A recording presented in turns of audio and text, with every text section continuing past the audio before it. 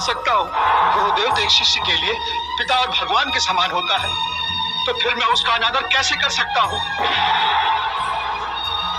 जिस गुरुदेव ने मुझे धनुर्विद्या दी, तीर चलाना सिखाया, उन्हीं की दी हुई धनुर्विद्या का दुरुपयोग करते हुए मैं उसी आदरणीय शरीर पर तीरों की वर्षा करूं,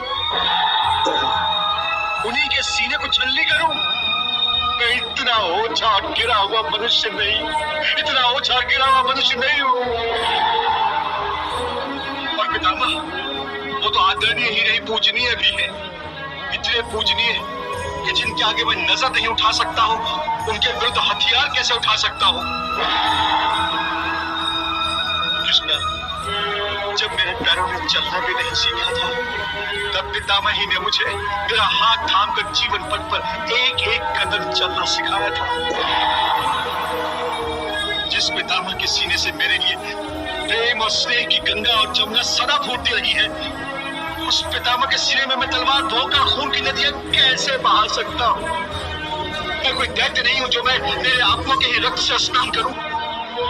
ये मुझसे कदापि नहीं हो सकता, कदापि नहीं। वाह अर्जुन वाह, लगता है उर्वशी के श्राप का प्रभाव तुम पर अब भी शेष है।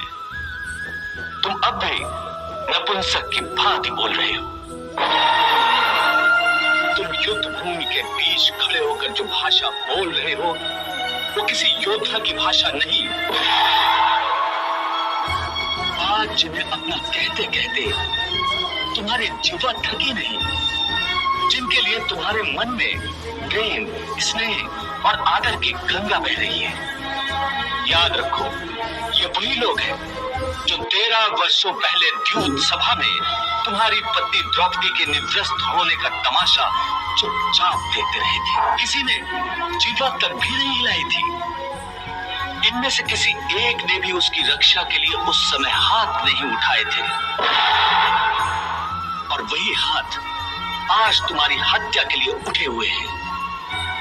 सबके हाथों में तुम्हारे और पांडवों के वध के लिए आज तीर और तलवारें तड़प रही हैं।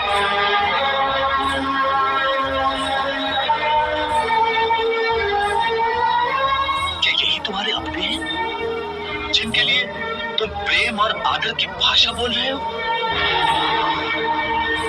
हे अर्जुन, तुम इस समय कोई लगन मंडप में नहीं हो, बल्कि युद्ध भूमि पर खड़े हो। और जिन्हें तुम अपना समझ रहे हो, वो इस युद्ध भूमि में तुम्हारा स्वागत और आदर सत्कार करने नहीं आए हैं। वो सब के सब तुम्हारा और तुम्हारे भाइयों का नाम अपने अस्त्रों पर लिख कर आए हैं। देखो उनकी ओर,